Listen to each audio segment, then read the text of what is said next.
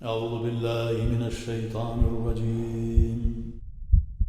بسم الله الرحمن الرحيم. الحمد لله رب العالمين، الصلاة والسلام على رسول الله محمد وآله وصحبه أجمعين. السلام عليكم ورحمة الله وبركاته. Allah subhanahu wa ta'ala hayırlı günler nasip etsin. Allah Teala Kur'an-ı Kerim'de Euzubillahimineşşeytanirracim ve yuhabu limen neşâ inâthen ve yuhabu limen neşâ zukuran. Yani kim getiririz biz de balаны xotin qiz ettirib bo'lak etamiz deydi. Tilagan kishi bizga molo ettirib bo'lak etamiz deydi. Hem endi sizni bu dunyoda erlar xotinlar ettirib yaratdik. Bir-biringizga qo'shilib Alloh taolaning shu rahmati bilan sizning bolalaringiz bo'ladi. Shu bolalarni biz sizga bo'lak etamiz deydi. Bir naqadar durustroq aytsak, amanat ettirib beramiz deydi. Amanat ya'ni saqlov. Sizga tugal bo'lgan bir narsani saqlarga beramiz-da, tegishincha siz uni saqlab, tegishincha yerine yetkazishga tegish bo'lasiz deydi. Ham endi wala taqtulu awladakum min khashyati imlaq narzuquhum va iyyakum. O'tira ko'rmagiz. Bolalaringizga xiyonat etib, bolalaringizga qo'l ko'tarib, bolalaringizni o'tira ko'rmagiz, ya'ni yo'q eta ko'rmagiz. Ularga tug'magan bo'lsa da, masalan, qursaqda bo'lsa da, tug'an bolalaringizni da o'tira ko'rmagiz, ochliqdan qo'rqib deydi. Ya'ni qaybirlari aytadi, narsa bunda xayr ishi deb yotirga deydi. Narsaga xayr ishi orttirib yotirga tapmiq olmasın, kelmesin. Halbuki zamanda ortağırak balalarını yoki o'tira turgan odatlar bo'lgan qaybir xalqda turlisi bo'lgan. Alloh subhanahu taolo o'zi bilishi. Shunga ko'ra Alloh subhanahu taolo shuni esda tutib, o'tira ko'rmagiz, ochliqdan qo'rqib. Biz ularni rizqlantiramiz deydi. Biz ularga rizqni bo'lak etamiz. Ham sizni da rizqlantiramiz deydi Alloh taolo aytadi. Rizq Alloh subhanahu taoloning qo'lida, qudratida. Allah Teala'nın kudreti bulsa, Allah Teala'nın kudreti bilen yani bizge rızıkını verir. Şulayıp balalarını da bizge vergen, ol balalarga eti-yenisini vergen. Bizni mesela eti-yeni kıldı. Bizden eti-yenimizni bizge eti-yeni kıldı. Emanet ettirip verir. Peygamberimiz sallallahu aleyhi ve sellem deydi. Her bir bala eti-yeniga emanet. Emanet nerse ol? Tiyişinçe saqlab, tiyişli şu özünün adresine yetkirge tiyişli ettirip sana verilgen bir narsa. Mesela bir xat verem. Kardeşime verdim de sen onu falan kişiye verildi. Ulanı işin başıp da kalamay, bozmay da onu tiyişinçe saklay, onu tiyişinçe ahırına kadar saklab, bir hatta noktasına da ziyan getirmişe ahırına şu tiyişli kişisine itip yetkirge tiyiş bular. Bu emanet diye betalar. En kabahat iş İslam'da amanatga xiyonat. Sina şu ışanıp topşırılgan narsaga ziyon solu. Allah subhanahu wa ta'ala balalarını bizga bera, biz bo'lak etamiz deydi. Yuhabu bo'lak etildigiz. Demak, narsa deydi. Peygamberimiz sallallohu alayhi vasallamning hadisine quloq solirga tegish bo'lamiz. Ya'ni u da bo'lsa narsa deydi bizga. Balaning eti ana qarshında haqlari bor deydi. Ol haqlarında birincisi bala tuğaş hayırlı matur isim kuşu. Etiyeninin karşında balanın hakkı. Eğer de matur isim kuşmasa kıyamet meydanında etisinin enisinin jakasına gelip yapışacak. Bugünkü günde isim kuşkanda görürüz ki 50 nerse kuşup bitirirler. Allah'ına saklasın. Allah Teala'nın kıyamet meydanında sizin matur isimleriniz bilen çakırsın diye Peygamberimiz sallallahu aleyhi ve sellem aytdı. Nendedir ellerinde hayvan isimler, ellerinde başka türlü cisim, nendedir bulmagan, ömürde görünmegen eller narsalar ismi. Yaki indi zalim kişinin ismini kuşalar. Ömür boyu kişilerini rencitip yürgen, şunday zor bir diktatör, zor bir zalim kişinin ismini kuşarga. Allah saklasın, onlar bilen birge bulursun. Senin ismin, o balana kuşulgan senin isim, şu balanın cismin terbiyelerge mümkün. Şu an kadar matur isim bolsun. Yani Allah Teala'nın ismine Gabd koşumçası koşup Gabdullah, Gabdurrahman, Gabdurrahim gibi. Yaki Peygamberimiz sallallahu aleyhi ve sellem'nin yaki başka peygamberlerin isimlerin koşu. So Peygamberimiz sallallahu aleyhi ve sellem bir Muhammed bitin dediler sallallahu aleyhi ve sellem'e. Безнең халыкта бер Мөхәммәдне генә кушмаганнар. Чөнки Мөхәммәд дигәч, саллаллаһу алейхи ва саллям дип дәвамлы әйтергә кирәк була. Шуңа күрә Нур Мөхәммәд, Мөхәммәд Нур, Мөхәммәд Җан, Мөхәммәд Гайса һәм шулай ике исем белән. Чөнки бер исемне генә кушсаң, Пәйгамбәрбез саллаллаһу алейхи ва саллямның исемен, анарга хөрмәт күрсәтергә кирәк була. Атлаган сайын, "Эй, улым Мөхәммәд" дисәң, саллаллаһу алейхи ва саллям дип әйтеп куярга туры килә. Улыңда Мөхәммәд исеме булса да, саллаллаһу алейхи ва саллям дип, "Аллаһумма салли ва саллим аля саййидина Мөхәммәд" дип әйтергә кирәк була. "Ва аля али саййидина Мөхәммәд". Ни өчен? Чөнки хөрмәт. Суга алмыйсың, кыйный алмыйсың, ачулана алмыйсың, Пәйгамбәрбез саллаллаһу алейхи ва саллямга хөрмәтсезлек күрсәткән кебек була. Бүгенге көндә әзрәк шуны чамаларга кирәк. Ләкин анардан башка Әхмәд, Мәхмүд, Таһа, Ясин, бөтенесе 600 исеме бар Пәйгамбәрбез саллаллаһу алейхи ва саллямның. Кайсын кушсаң да. Башка пәйгамбәрләрдә. Башка пәйгамбәрләрнең исемнәрен кушсаң. Кызлар булса, Пәйгамбәрбез саллаллаһу алейхи ва саллямның хатыннарының исемнәре бар. Элеккеге пәйгамбәрләрнең хатыннарының исемнәре бар, хәерлеләренең. Теге Нух алейхиссалам белән Лут алейхиссалам хатынның исемнәрен кушмыйсың әлбәттә, алар хыянат иттеләр ирләренә, пәйгамбәр буларак. Ләкин калганнарның исемнәре бар.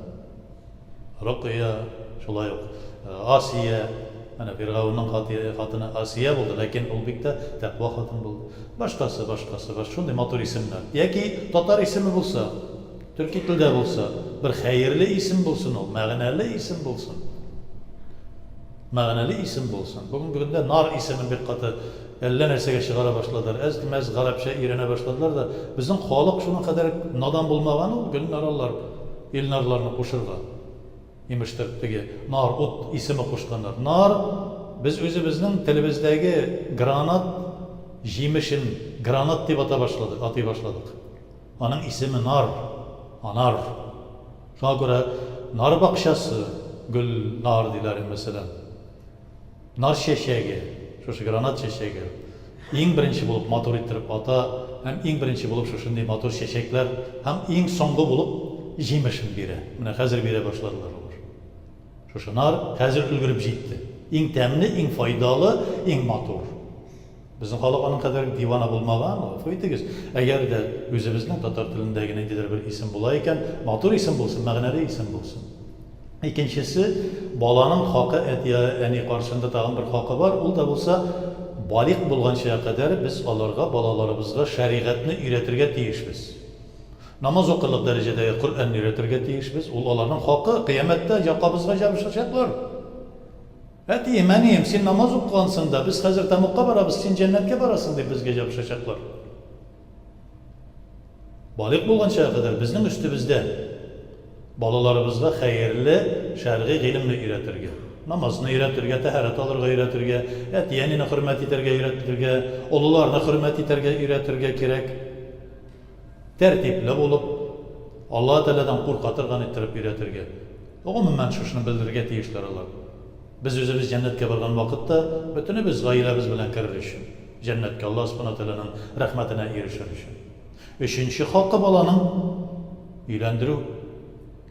Хәерле кешегә өйләндерү яки хәерле кешегә кияүгә бирү кыз булса. Бу да әти-әнинең хакы. Бигрәк тә әти кешенең хакы. Әгәр шушы үч хакны үтәмәсә, әти-әни, бигрәк тә әти кеше баланың хакы бар, кыямәттә килә дә җабыша сиңа, бир әҗер савабыңны ди. Син мине хәерле кешегә өйләндерергә тиеш идең. Күрә торып мине кая ыргыттыгыз? Күрә торып кая мине кияүгә бирдегез? Хәерсез кешегә дип әйтергә мөмкин улыннан соң. Аннан соң инде үзенең тормышы белән бара. Шуңа күрә балагызны тәрбияләгәндә хәерле тәрбия бирегез ди. Чөнки Алла Субханаһу Тәгаләнең Расулы Мөхәммәд саллаллаһу алейһи ва сәлләм әйтә, әнә нитегез, өйләнешегез, никахлашыгыз, күп балалар табыгыз, күбәйегез, ишәйегез, балаларыгыз тәртипле булсын, кыямәт мәйданында мин өммәтемнең күплеге белән мактанып торачакмын ди. Ачлыктан курыкмагыз, Алла Тәгалә ашата. Адашудан курыкмагыз, Алла Тәгалә сезгә биргән гыйлемне өйрәтегез. Алла Тәгаләдән куркырга өйрәтегез. Хәерле нәсел булсын өчен, хәерле кешеләргә, хәерле җирләргә берегез дейді. Бүгін біздің әлбәттә теге тырышабыз, балаларыбыз зур кеше булсын дип, зур гыйлемнәр алсын дип, дөньяви гыйлемнәрне без өйрәтергә тырышабыз. Фәлән кадәрек, меңләгән, йөзләгән мең акча түгеп, миллионлаган акча түгеп, балаларыбызны укырга кертәбез. Балабыз укып чыга да, югары белемне ала да, барып каяда булса, автостоянкада охранник булып эшләгәннән соң. Анда охранник булып эшләр өчен аның кадәрек вакыт, аның кадәрек финансы әрәм итерлек кирәк тә түгел иде. Ләкин шул ук вакытта, шул жыл вакытында, шул вакыт эчендә, шул җыллар нисбәтендә ул әз генә булса да Коръәнне, намазны, тәһарәт, гусөлне өйрәнгән булса, бәлки без чәй эчәргә килгән вакытта кызыбыз, малаебыз гусөлле килеш безгә чәйне әзерләр иде, гусөлле килеш безгә аш пешерерләр иде. Хәзер без үзебезнең балаларыбызны өйрәтмәгәнгә күрә барабыз да, мәсәлән, чәй ясый, әллә ул гусөлле, әллә гусөлсез, әллә ул тәһарәтле, әллә тәһарәтсез, әллә бисмиллаһлы, әллә бисмиллаһсыз, аннан соң авырып йөрибез, аннан соң эш китә дибез, аннан соң авырыйбыз дибез. Фәлән булды, төгән булды, хәлсезләндем дибез. Чөнки анда шайтан канатын тыга, фәрештә канатын тыгыр урынына. Шайтан тырнагын батыра. Шуңа күрә безнең эштә бу. Алла Субхану Тәгалә безгә шушындый мөмкинлек биргән. Без аларны кызганабыз, кайбер вакытта иртәнге намазга уятырга. Йокласын инде дибез. Йоклар. Менә хәзер бу дөньядан китәбез. Кыямәткәчә кадәр йоклыйбыз, анда вакыт була йокларга. Теге ике җигет аптыратмасалар, Нәкир белән Мөнкир, хәерле яшәгән булсак, йокларбыз. Йоклап кеше байымый. Әмма иртәнге намазда турып, намазны бергәләшеп укып, шулай ук башка намазларны да укый торган булса, шушны аңлатасы, булдыра алганча, үзгә шул кабул итәме, юкмы, кит әле дип әйтсә дә инде без әйтергә тиеш, көн сайын аларга. Аннан соң үзе карар. Менә бит кичкенә вакытында әйтәбез, кулыңны җудыңмы, балам? Тешең чистарттыңмы, балам? Сумкаларыңны мәктәпкә барырга әзерләдеңме, балам? Көн сайын бер сүзне тәкрарлыйбыз. Шулай тәһарәтеңне алдыңмы, балам, дип әйтергә телебездән төшмәс. Намазыңны укыдыңмы, балам, дип әйтергә телебездән төшмәс. Кул һолда әйтә кабатлы. Бисмиллаһир-рахманир-рахим. Кул һуаллаһу ахад. Аллаһус самад. Лам ялид ва лам юлад ва лам якул лаһу куфуан ахад. Өйрән, намазда кулланырсың. Күп тә кирәкми. Әлхәм, кул һуалла раббананы өйрәтсәк, балаларыбызга тәсбихләрне өйрәтсәк, шул җитә. Намаз укырга җитә. Иншалла, үзебезгә дуа кылучы да булыр. Аннан соң кайбер вакыт никахларга да киләләр дә балалары белән. Олы кешеләр утыра, уятта калалар. Мөселманлыкка без никах укыйбыз. Сез мөселманмысың дигәч, мөселман, ла илаһа иллаллаһ Мухаммад Расулуллаһны әйт әле дип әйткәч, әйтәлмиләр. Шундый дәрәҗәдә әйтәлми ни өчен? Чөнки теле күнекмәгән. Тел күнекмәгәч, җисме дә күнекмәгән. Җисме күнекмәгәч, димәк, ул Аллаһ Тәгаләдән җирак тора. Аллаһ Тәгаләдән җирак торганга күрә ул балабыз нинди була? Аллаһ Тәгаләнең рәхмәтеннән мәхрүм калган була. Аллаһ Тәгаләнең рәхмәтеннән мәхрүм калган бала кем була? Бәхетсез була. Димәк ки, без үзебезнең балаларыбызга бәхетсезлек теләгән булабыз. Аллаһ Субхану Тәгалә һәрберебезнең дә балаларыбызны кыямәткәчә кадәр булган нәселебезне хәерле, иманлы, исламлы, намазлы, игелекле, тәүфиклы, хидаятлы, бәхетле, ризыклы, гомерле, сау-сәламәт булуларын насыйп итсен. Раббана атина фид дөнья хәсәнәтән ва фил ахирати хәсәнәтән ва қина азабан нар.